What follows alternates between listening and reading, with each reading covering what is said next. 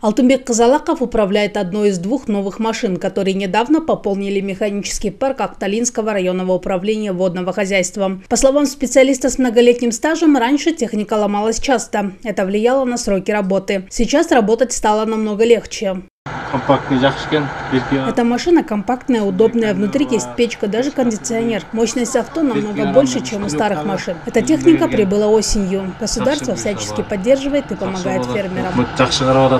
В Акталинском районе 15 643 гектара земли обеспечиваются влагой через канал протяженностью 639 километров. Поэтому основная работа – почистить эти каналы до начала весенне-полевых работ. Из-за отсутствия соответствующей техники раньше вся работа шла сложно. Благо на этот раз был использован новый экскаватор, что намного облегчило труд. Однако пока не все так идеально.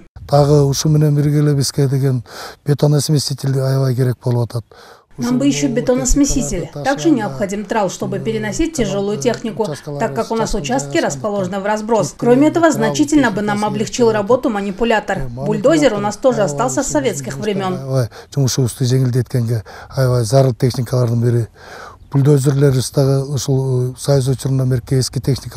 С учетом того, что планируется постелить бетонный пласт на 9000 квадратных метрах канала Чонгбахтыгула, эта техника действительно будет необходима. Из-за малого количества осадков зимой в районе мало воды. При таком сценарии удовлетворить потребности фермеров действительно будет очень сложно. Можно сказать, мы молимся о дожде. Кроме этого, потихоньку поступает новая техника. Насосы ремонтируются, вся необходимая работа проводится.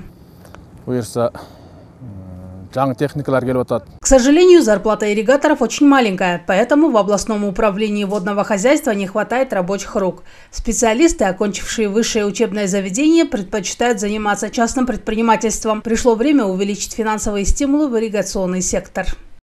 Алия Душибаева, Бөлөкбай Шерімбеков, Адин Төлеубеков, ЛТР, Нарынская область.